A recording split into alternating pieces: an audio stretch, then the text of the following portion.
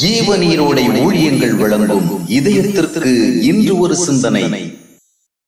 அவரிடம் உண்டு. தந்தையின் பையில் ஏராளமான பணம் உள்ளது. ஆனால் அவர் அருகில் நிற்கும் மகனுடைய சட்டை பையில் 5 பைசா கூட இல்லை. அதற்காக அவன் கவலைப்படுவானோ? தேவையில்லை. தந்தையின் பை கனமாக இருக்கும் போது மகனுக்கு கவலை அவசியமில்லை. இந்த உலகத்தில் நாம் இல்லாமைகளின் நடுவில் வாழலாம். பணம், பொருள், செல்வங்கள் நம்மிடம் இல்லாமல் இருக்கலாம். ஆயினும் அவைகளால் நாம் கவலைப்பட தேவையில்லை.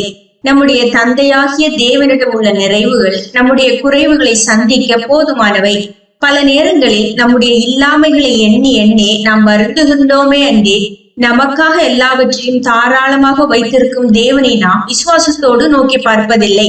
வனாந்தரத்தில் பயணம் செய்த இஸ்ரவேலர்களிடம் எதுவுமே இருக்கவில்லை. ஆனால் எல்லாவற்றையும் நிறைவாக வைத்திருக்கும் தேவன் அவர்களோடு இருந்தபடியால் அவர்களுக்கு எதுவும் குறைவுபட்டு போகவில்லை. தேவன் நம்முடைய களஞ்சியங்களை எல்லாம் நிரப்பினால்தான் நிறைவும் ஆசீர்வாதமும் என்று எண்ணக்கூடாது. தேவனுடைய களஞ்சியங்களில் நமக்காக வைக்கப்பட்டுள்ள நன்மைகளை குறித்த வெளிப்பாடு நமக்கு கிடைக்க வேண்டும். அதுவே பெரிய ஆசீர்வாதம். எனவேதான் தேவனோடு வாழ்ந்து பழகிய தாவீது பலவித போராட்டமான சூழ்நிலைகளில் கூட கர்த்தர் என் மேய்ப்பராய் இருக்கிறார், எனவே நான் தாழ்ச்சி அடையேன் என்று விசுவாசத்தோடு அறிக்கையிட்டான். எல்லாம் அவனிடம் இருந்ததால் அவன் அப்படி கூறவில்லை. கர்த்தர் அவனுடைய மேய்ப்பராக அறியப்பட்டிருந்தபடியினாலேயே அவ்விதம் கூறினான். அந்த மேய்ப்பர் தன்னோடு இருந்ததால் தன் தேவைகளை அவர் சந்திப்பார் என்ற நிச்சயம் அவனுக்கு இருந்தது.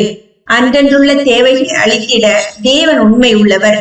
எனவே நம்முடைய குறைவுகளை கணக்கிட்டு நாளைய தேவைகளுக்காக கலங்க தேவையில்லை. கர்த்தர் நடத்துவார். நாம் தேட வேண்டியதெல்லாம் தேவ உறவும் தேவ ஐக்கியமும் தான். அவருடைய உறவின் பாதையில் நாம் கவனமாக நடக்கும் போது அந்த உறவின் விளைவாக நம்முடைய தேவைகள் யாவும் உரிய விதமாக சந்திக்கப்படும் என்பது நிச்சயம். தேவன் நம்மோடு இருக்கும் போது அவருடைய நன்மைகள் நம்மிடம் குறைவுபடாது. சிந்தனைக்கு: இறைவனை குறித்த நினைவுகள் உள்ளத்தில் இருந்தால் உலகத்தை குறித்த கவலைகள் உன்னை வருத்துவதில்லை. இறைவனை குறித்த நினைவுகள் உள்ளத்தில் இருந்தால் உலகத்தை குறித்த கவலைகள் உன்னை வருத்துவதில்லை.